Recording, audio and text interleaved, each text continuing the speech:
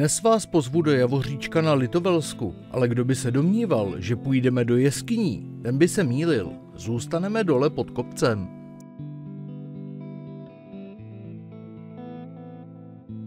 Zde se totiž nachází pomník jedné tragické události, která se zde přihodila v posledních dnech druhé světové války.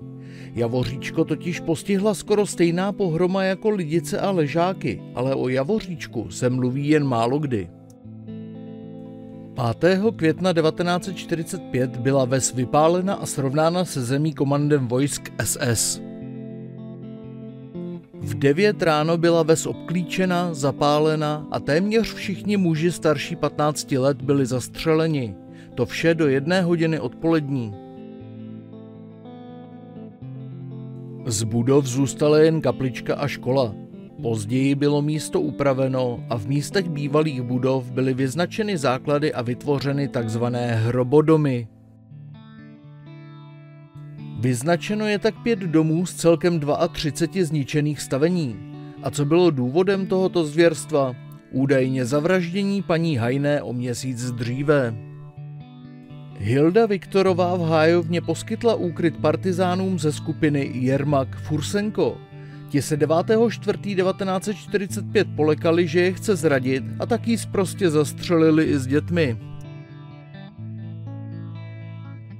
Prostě pro dobrotu na žebrotu. Celá ves to odnesla za údajnou podporu této partizánské skupiny a její ukrývání. Nehledě na fakt, že den před vypálením obce údajně proběhla nějaká přestřelka mezi Němci a partizány. V řádění nacistů tak přežili ženy a děti, které byly ze vsi vyhnány směrem k Veselíčku, a nejstarší děd, který měl případně potvrdit, že se jednalo o akt pomsty. Ono to tady s partizány taky nebylo jednoduché. Tu zastřelili paní v Hájovně, tu starostu Veselíčka, těžká doba. Pokud sem tedy pojedete do jeskyní, zastavte se pod kopcem a počtěte si informace na tabulích. Pojďme teď o zhruba 13 km dále jihozápadním směrem. Jaroměřice jsou starobylou obcí údajně založenou biskupem Jaromírem v 11. století. Kdyby někoho zajímalo, tak to byl syn knížete Břetislava I. a Jitky ze Svinibrodu. Jaromír je v historii znám i pod jménem Gebhard. A teď krátce ke kostelu Všech svatých v Jaroměřicích, který stál již v 11. století. Poměrně jednoduchý kostelík byl mnohokrát přestavován. Tyto přestavby změnily kompletně vzhled svatostánku. Uvnitř se nachází i zajímavý náhrobek Jana z Linhartic, kovový, což je neobvyklé. Kolem kostela se nachází celá řada dalších drobných církevních památek. V každém pádě kostelík za návštěvu stojí a je na co se podívat. Nicméně není to jediná památka v obci, a tak se koukneme přes silnici. Najdeme zde zámek, jehož základ nalezneme v původním biskupském dvoře. Ten byl přestavěn pravděpodobně v 15. století, kdy ves přešla z majetků pražského biskupství k Jiřímu ze Šternberka. Pak roku 1437 Jan Tovačovský z Cimburka a v roce 1510 byly Jaroměřice zastaveny králem Vladislavem II. Petrovi Šedíkovi z Kunčiny, který usedlost přestavěl na tvrz. No, snad to byl on. A od toho už je jen krůček k zámku. Přestavbu na zámek už měl na svědomí Jan Blahoslav Bílský z Kařišova v roce 1692, jehož erb jsme viděli nad průčelím. Psaníčková z grafita a další stavební prvky nenechají nikoho na pochybách, že přestavba proběhla v renesančním stylu. Tuto podobu zachovali i další majitele, kterými byli páni ze Zástřizel. Vlastně i Šubířové Schrobině zachovali formu. To byli ostatně poslední majitelé, kteří měli zde sídlo panství, které bylo roku 1735 přeneseno do Velkých Opatovic. Za šubířů z Chroběně byl dán základ i poutnímu místu Hora Kalvárie v roce 1712, kdy byl založen kostel Povýšení svatého kříže a pozor, s největší pravděpodobností některým Santiniho napodobitelem. Tedy nikoli v Santinem samotným, jak bývá někdy uváděno. To je překvápko, že?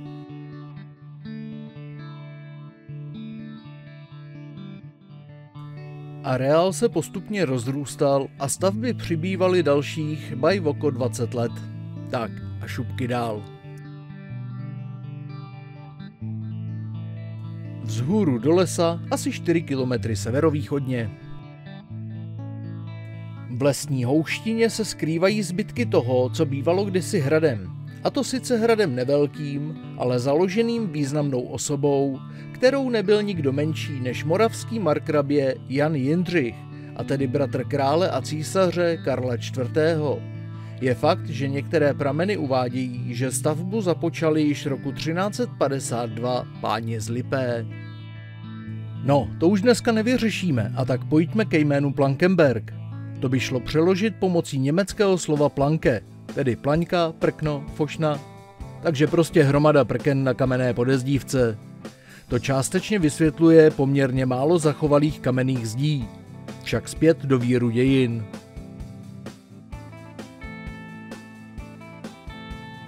Během bratrovražedných markraběcích válek probíhaly na hradě pěkná škatulata, hejbejte se.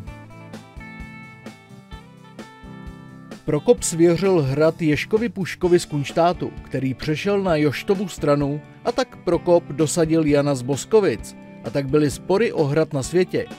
Když se dva perou, tak to známe. A hrad získal Erhard ze Skal a Ježek i Jan utřeli tlamičku. Plankenberg byl ale už pustý, takže žádný terno. V roce 1421 obsadili hrad husité a o rok později dobylo a vypálilo hrad křižácké vojsko pod vedením biskupa Konráda. Naposledy je hrad uváděn v roce 1475 jako spustlý.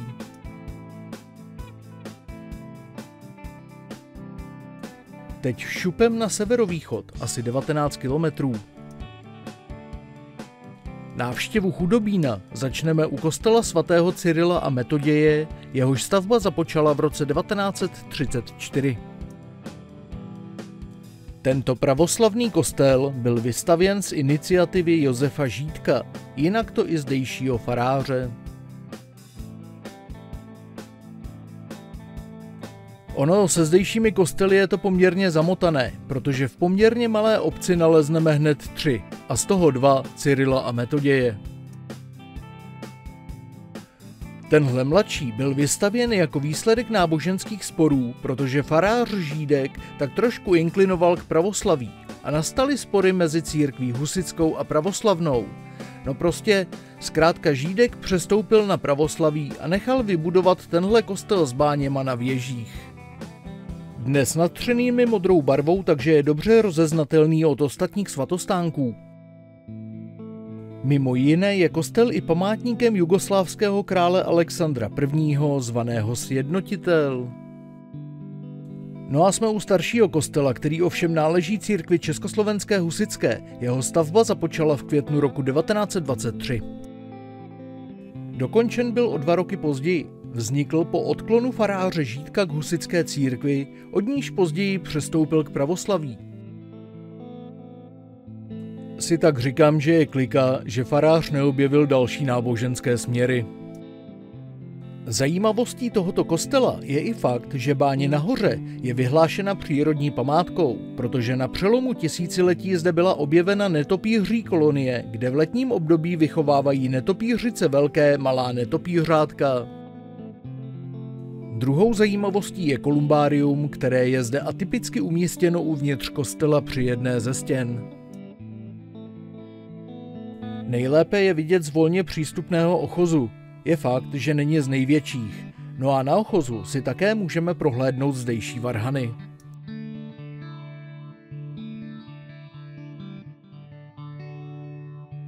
Nazdar, bratře Jene Ámosi. I ty, první husitský patriarcho. Třetí kostel, ten římskokatolický, zasvěcený svatému Františku Serafinskému, vám neukážu, pač během mé návštěvy Chudobína byl zrovna funus. Takže pojďme k zámku, který byl vystavěn na místě bývalé tvrze, zmiňované již v roce 1348. Obec sama je však uváděna roku 1200. Budova proti zámku byla vystavěna v polovině 19. století, však zpět k zámku. Původní tvrz byla roku 1448 uváděna jako pustá a roku 1481 ji získali na celé jedno století Zoubkové ze Zdětína, kteří ji přestavěli na renesanční zámek. Ten roku 1590 prodali Hájovským z Háje. Hájovští se zde zdrželi pouhých 14 let, během nichž sídlo rozšířili a dalšími majiteli se stali Bokůvkové z Bokůvky, kteří se tu podepsali jen majitelsky a nikoliv stavebně. Ve druhé polovině 17. století zde sídlil Polák Vavřinec Jan Rudavsky a na sklonku 17. století zde sedí Volčínští z Volčína. Pak přišel Rudolf Kryštof z Vitenu. No a roku 1712 započal barokní přestavbu dokončenou po 2 letech. Další stavební úpravy proběhly až v polovině 19. století, kdy zámek vlastnil Antonín Terš, a to je z Chudobína asi tak nějak zhruba všechno. Kousek dál na západ od Chudobína je Zřícenina. Takže po zhruba 25 kilometrech nalezneme spočinutí u sochy Bílé paní.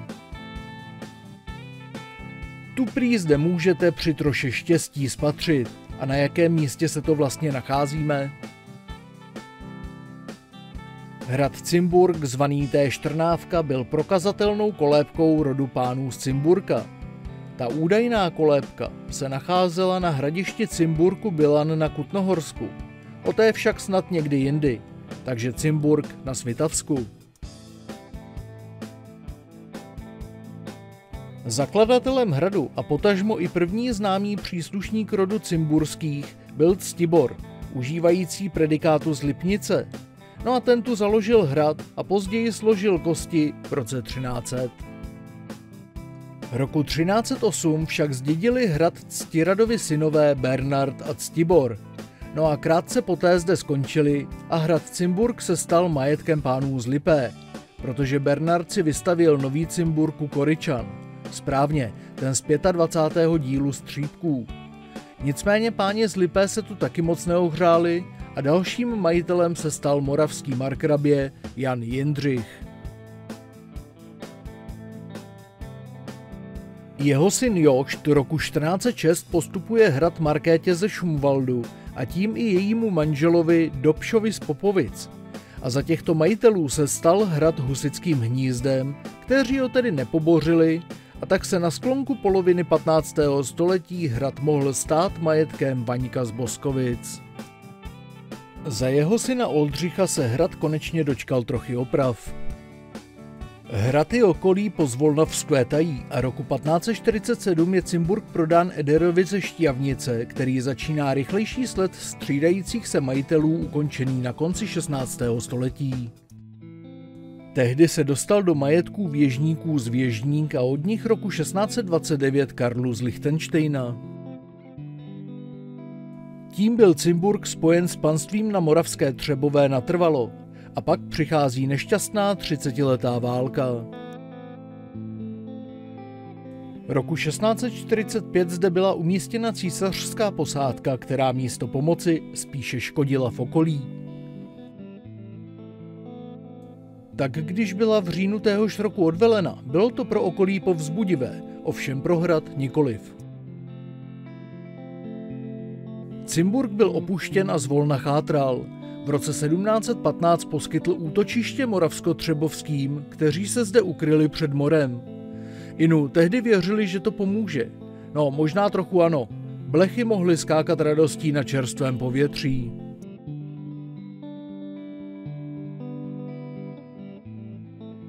Myšstvo zůstalo v zákoutích města. Hned na počátku poslední čtvrtiny 17. století byl hrad definitivně opuštěn a pak se 10 let nedělo skoro nic.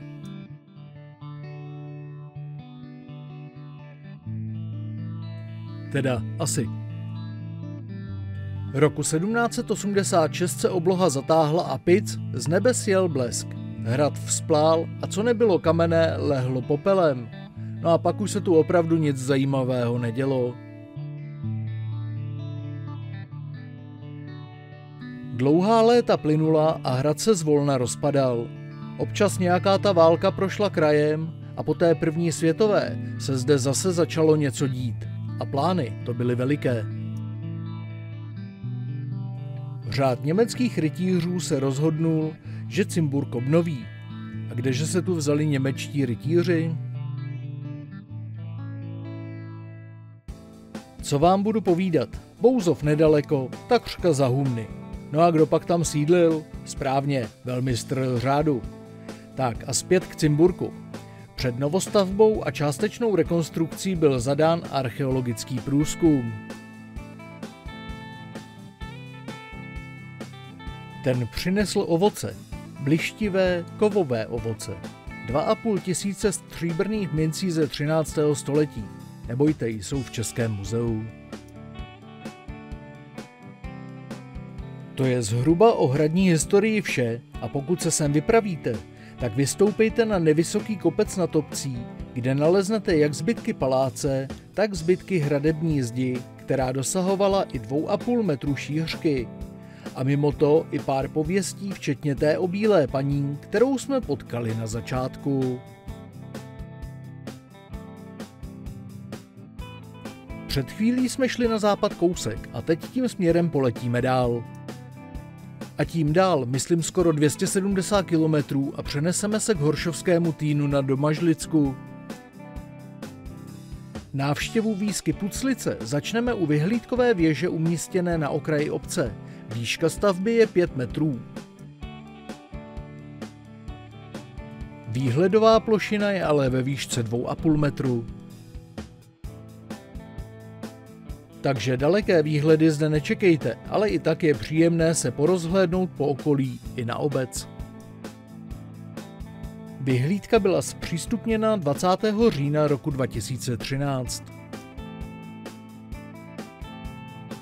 Teď ale pojďme do obce, která je prvně zmiňována v roce 1379, kdy patřila ke zboží na Lacemboku, tedy na Hrádku.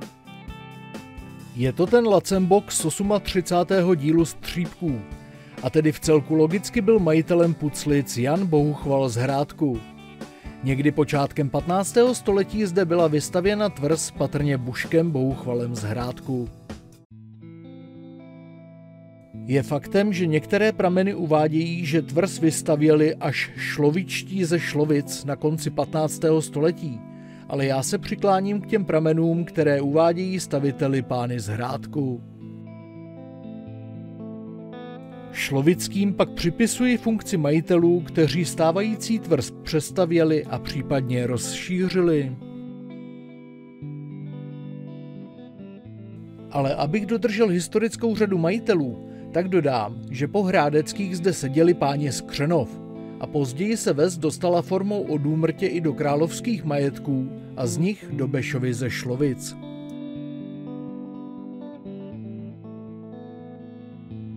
Ti se zde zapisují celé 16. století a jejich držení je přerušeno v polovině 17. století. Tehdy na 20 let získal zdejší statky Vilém Protiva Šofman z Hemrlesu, následovaný roku 1664 Kateřinou ze Šlovic. Ta ves odkázala manželovi Janovi ze Stauffenberku, který ji roku 1667 prodal Janovi Milíčovskému z Braunberku a jím změny nekončí. V roce 1684 získali ves Horové z Ocelovic, kteří nechali tvrz přestavět na barokní zámeček, ovšem s výraznými prvky renesanční tvrze. Od nich koupili Puclice Širtingárové, kteří se do dějin Puclic zapsali snad jen údajným mučením a týráním podaných. Inu kdo ví, na každém šprochu pravdy trochu, jak se říká. Tak jsme se dostali za polovinu 18. století. V roce 1765 získal ves hrabě František Norbert z Trautmannsdorfu. Následně bylo puclické zboží připojeno k panství na Horšovském Týně. Trautmannsdorfové zde už nesídlili a tak se zdejší tvrz pozvolna stala skladištěm. Na přelomu tisíciletí prošla tvrz rekonstrukcí a dnes je v ní umístěn místní úřad. Mimochodem název Puclice údajně vzniknul od toho, že zde bydleli puclíci, a tedy buclatí lidé. Myslím, že to pro dnešek stačilo a v dalším díle vás pozvu zase někam jinam.